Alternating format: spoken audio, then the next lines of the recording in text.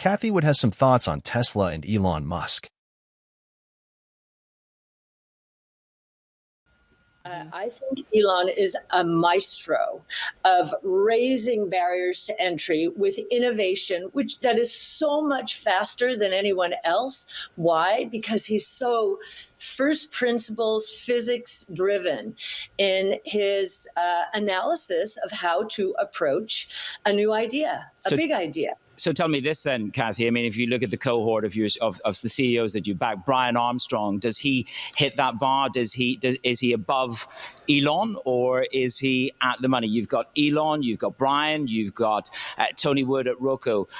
Does anybody come close to Elon, or is Brian Armstrong maybe even at the money with Elon or above? Let's just be honest here.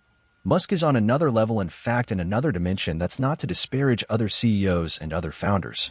If I didn't know any better, judging by the look on Kathy's face, she's trying to search for a way to delicately answer this question without insulting the likes of Brian Armstrong, who, by the way, is a legend, but there's no contest. And absolutely no comparison, which is a shame, because I'd love to find other companies out there led by people who are as capable and as competent and as unique and as able as Elon Musk, but he really is a once-in-a-generation, if not century, leader. Well, we don't actually look at the world that way, one relative to the other in terms of management. We do look from our scoring system at the scores, which include moat, management, people and culture, execution, valuation, that might surprise people, and product and service leadership, and thesis risk. Those are the 6 scores. And all 3 of them score very highly. Which one scores the highest? They're actually very close to one another, to be honest. Some catalysts for Tesla stock in 2024. Tesla stock still has a lot going for it heading into 2024. Our very own Madison Mills is here with the 3 big catalysts for the EV giant. Madison. Guys, I still can't get over that soundbite we played earlier. They can't even get their own numbers right on this stage, not to pick on them again. But come on, you're saying that you're going to have 20 million in annual vehicle deliveries. This current year's upcoming target for 2024 is just 2 million. So a lot of aspirational goals, to put it lightly. Should we tell Madison here how exponential growth works? I mean, not to be condescending here. If you're watching there, I looked over electric vehicle sales volumes in roughly the preceding 10 years and discovered that approximately every 5 years the number of electric vehicles sold globally has been increasing by 10 times. One more time. Roughly every 5 years. In fact, actually every 5 years in the preceding 10 years. The number of electric vehicles sold is a percentage of all vehicles sold increased 10 times. So let's do some basic math here. Madison, if you increase 2 million, 10 times, what does that equal? That's right, that equals 20 million. And if you were to do that over a period of 5 years, which we've seen happen previously to electric vehicle sales globally in the primary rate interface 5 years. In the 5 years before that, it's happened twice in a row in 5 years. Is it 10x? How many years from now would that be? Let's do some math here. Ready? The first year would be 2024, the 225, the third 26, the fourth 27, and the fifth 2028. So is it possible, Madison, that a company could increase their vehicle volumes from 2 million to 20 million and reach their goal of 20 million vehicles produced and sold in 2030? The answer to that question is obviously yes. Now, does this mean they will get there? No. Is their goal ambitious? Yes. Did Tesla achieve their previous long-term goal set back in 2014, expecting to sell 500,000 vehicles in 2020, and everyone pointed and laughed and said that's no way, that's not going to happen. It's impossible. It's never happened before. And then they got there. Yes, so the audacity to suggest that Tesla are increasing their vehicle volumes 10 times in less than a decade is not going to happen. It just, when she's asking for this is one of the dumbest things I've heard. I definitely don't think she's presenting her opinion here based on her skills in mathematics and understanding off numbers or the existing data. Of course, I could be wrong. Looking forward to hearing a little bit more from a very well-informed friend. Or Tesla moving forward here. Now, having said that, to give them some positive news, guys, I didn't know this. 3 of the 5 biggest vehicle sales in 2022 were actually trucks. So the Cybertruck move for Tesla heading into 2024 could be the thing that saves them when it comes to some of that margin compression that they've continued to mention on their earnings calls, but the big question is But at some point eventually, when Tesla Cybertruck has ramped up to significant volumes, it certainly will be additive to Tesla margins. But in the next 12 months, it's going to be a massive drag, so I'm not quite sure about the reasoning again. We are looking at catalyst for Tesla in 2024, not beyond 24. It's definitely true there's a huge market for trucks. The Cybertruck's going to do huge volumes, but it's still got to ramp up, and while it's ramping up, it's going to be a massive drag in margins. It is not a positive contributor. Not off a good start here. Are we? Not even 50 seconds in. Let's see what else she's got.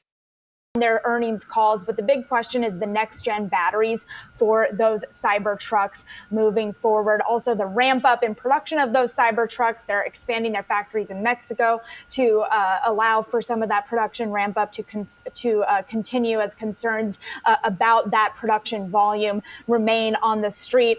Now, we also have anticipation of that $25,000 vehicle for Tesla coming in here in the next 6 months to a year. That could be a boon for this name if they're able to kind of expand their market share by allowing for a little bit more of an affordable name. But an affordable product is not always good news for margins. So I'm curious about how they're squaring that with their margin compression concerns that we've heard Elon continue to talk about. More long-term, though, guys, we've got the Dojo supercomputer and, of course, Optimus the robot. I can't not mention that. But the question is, these are long-term goals. It feels to me as fantastical as a self-driving car at this point. When am I going to see it? When am I going to be able to get in a self-driving car that takes me to and from the East Village on a Saturday night? I'm an Optimus robot. So you're getting a demo real time. Really? Yes. Is that why you're able? I mean, I'm not going to lie. I do think that in terms of the cognitive faculties of the Optimus humanoid robot and Brian today, they're pretty close to on par. Nothing further to add. On paper here, that's actually a computer. No comment, Brad, over to you.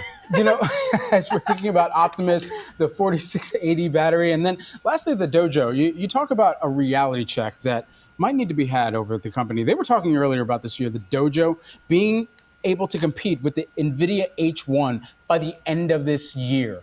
Now, we already have NVIDIA iterating on top and already talking about the A100 and the H100. So they're already, again, miles ahead of where the rest of the field, in whatever AI play they're trying to make, catching up with NVIDIA at this point in time here, too. Did you see that robot photo with that B-roll we were just showing? I mean, that is a glimpse of what making, I think, the manufacturing line will look like. There he is, the Optimus robot. That is the future of the Tesla manufacturing line, in my humble view. Who needs to negotiate with the UAW when you got a bunch of robots walking around? Maddie. That's kind of true. A lot of human production line workers will eventually be replaced by Optimus humanoid robots, and it won't just be in Tesla factories, but that's where it will first occur. Strange mixed bag here from Yahoo. They are mentioning the robot. They are mentioning Dojo. Then going on to suggest that by the time Tesla started producing Dojo, it's already going to be outdated. Because NVIDIA continues to innovate. Don't want to rain on anyone's parade here. But you guys, when Tesla unveils something and they tell us they were already working on the next-gen version before they've even finished unveiling the current gen. No concerns about Tesla's Dojo chip being left in the dust by NVIDIA. I gotta say this segment started off pretty poorly, but did improve towards the end. I just have to hear this one more time because I can't know. I feel like I'm imagining things. Can't get over that soundbite we played earlier. They can't even get their own numbers right on this stage, not to pick on them again. But come on, you're saying that you're going to have 20 million in annual vehicle deliveries. This current year's upcoming target for 2024 is just 2 million. So a lot of aspirational goals, to put it lightly, for Tesla moving forward here. Now, having said that, to give them some positive. Someone remind me to revisit this early in 2031, and let's see exactly where Tesla landed. I think that'll be within the vicinity of 20 million, plus or minus about 2 million. Probably worst case. And should that occur, check back in early 2032 and see what they did in 2031. Humans are very poor at understanding exponential growth. To emphasize my point, remember it was 2020 that Tesla did 500,000 vehicles delivered for the full year. In 2023, close to 2 million. Close to a quadrupling in just a few years. And what if we quadruple 2 million? Any takers? Hello? It's about do it again. Maybe we'll pass day 20 million. The point is exponential growth really snakes up on you. If you enjoyed this video, please subscribe to Tech Titans for more exciting content like this. Don't forget to hit the like button. Leave us a comment sharing your thoughts. And be sure to turn on the notification bell to stay updated with our latest videos. Your support means the world to us. Until next time, from all of us here at Tech Titans, thank you for watching.